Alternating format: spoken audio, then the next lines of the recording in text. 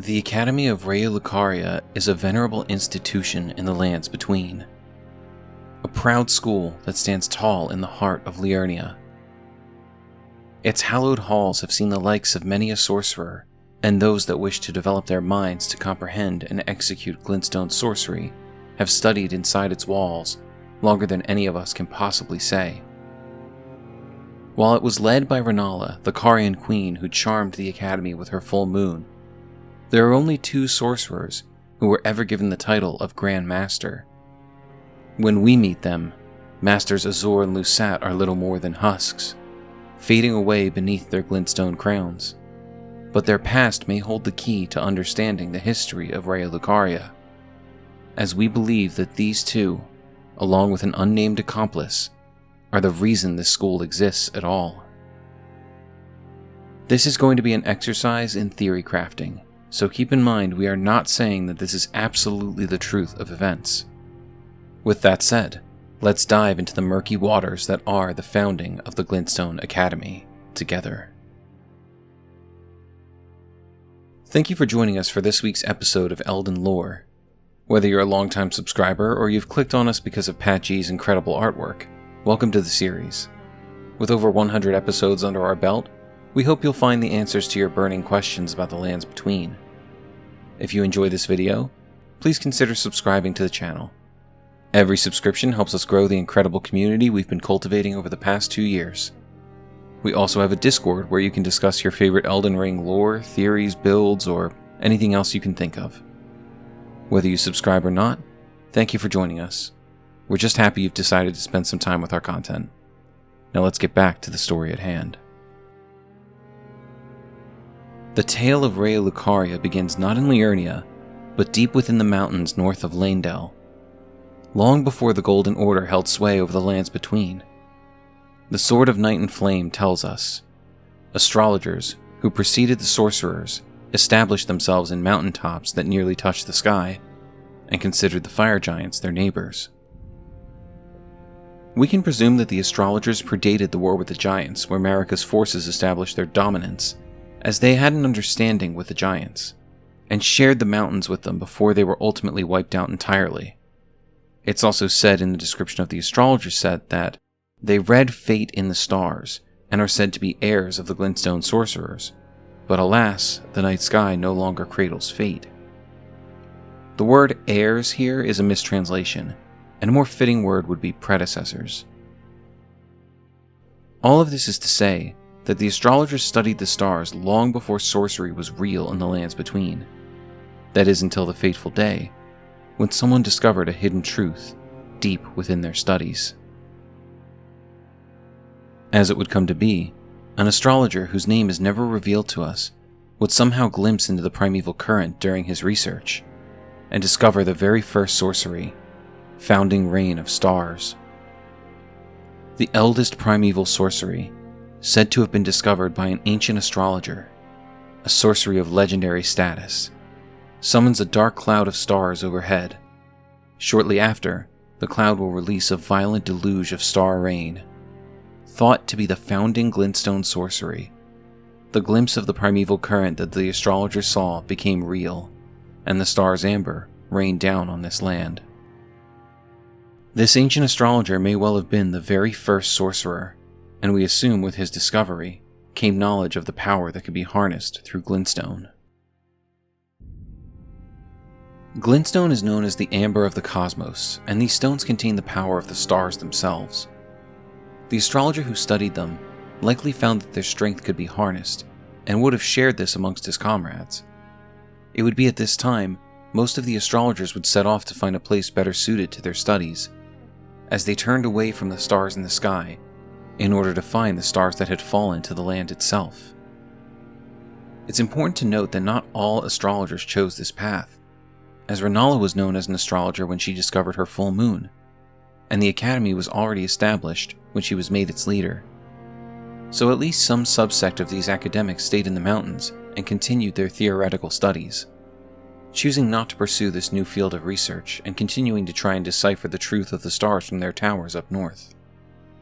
However, those that chose to move south would find lands teeming with glintstone, and would begin to find their path in harnessing its power. Here is where we believe Azur and Lusat enter the picture. Each of these men is referred to by Sellen as a founding glintstone sorcerer. This can be taken to mean one of two things. Either they founded the Academy together, or they were of the first astrologers to become sorcerers, essentially founding sorcery itself.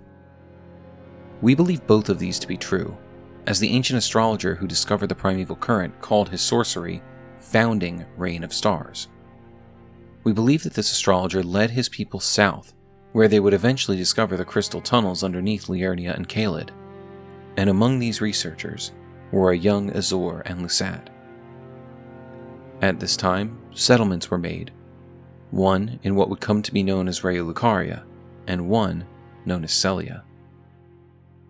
As founding glintstone sorcerers, Azur and Lusat followed in the steps of their master, the ancient astrologer who glimpsed the current, and dove deep into their studies, each helping their respective homes flourish, Azur in Raya Lucaria and Lusat in Sellia, and for a time, we believe this is all there was.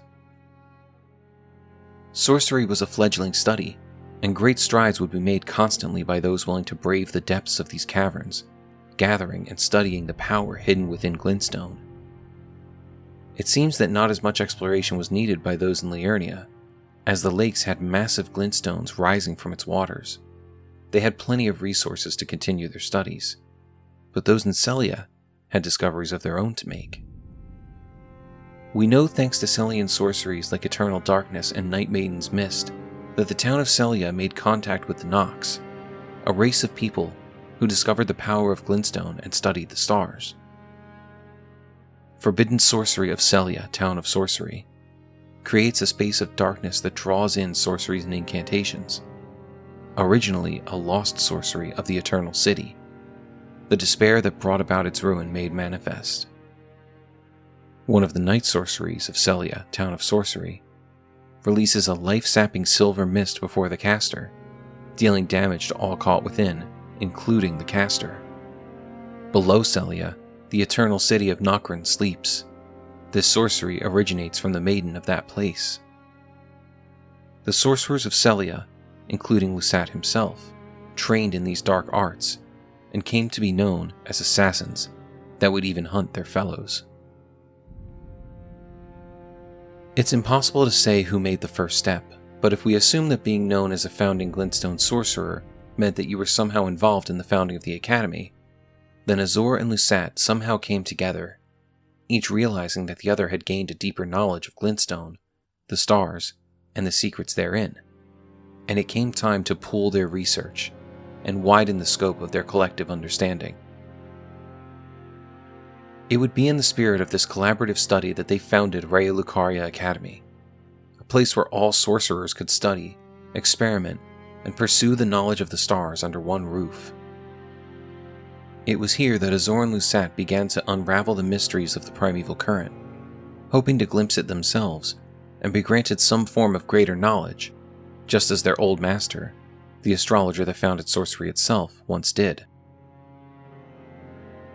Unfortunately, we can't know what became of that wildly powerful astrologer, but we can assume he succumbed to the madness that would come to be associated with those that glimpsed the current.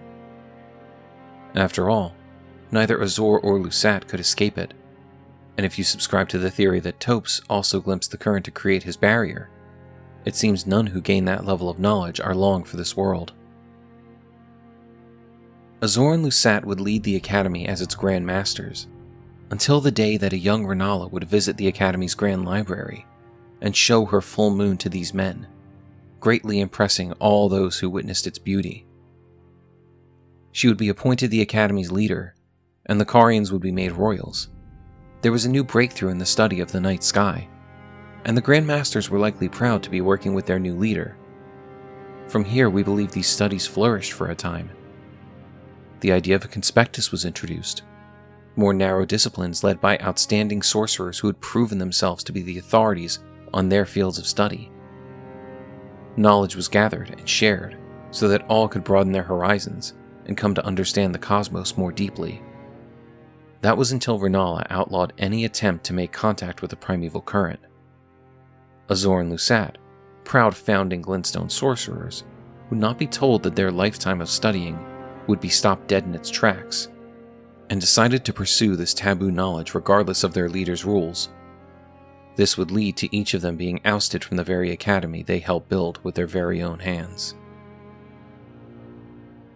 We see the aftermath of these events for ourselves when we travel the lands between.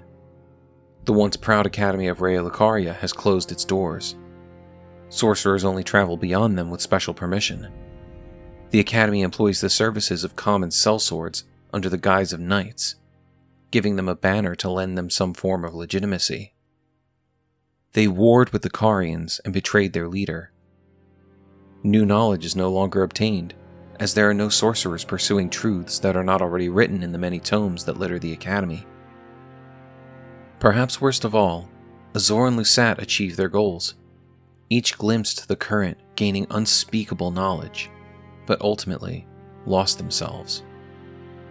Now all that's left are the husks of their bodies, and the few sorcerers who followed them during their banishment.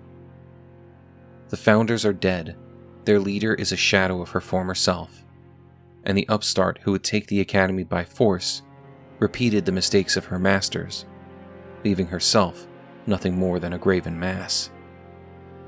The history of Raya Lucaria is rich and deep, but its future is grim indeed. Thank you for joining us for this exploration of the possible history of Raya Lucaria Academy. This particular episode is built on some serious theory crafting, trying to connect various threads to create a timeline of how the astrologers became sorcerers and founded their school. Do you believe the Academy was built under different circumstances? Were Azor and Lusat originally astrologers? What does it mean to be a founding glintstone sorcerer, or a Grand Master? What part do you think the Nox played in laying the foundation for Sellia? What happened to the ancient astrologer who created the very first sorcery? Let us know your thoughts and theories in the comments. Like, subscribe, and hit the bell so you never miss out on any of our lore dives. We look forward to seeing you next time for more Elden Lore.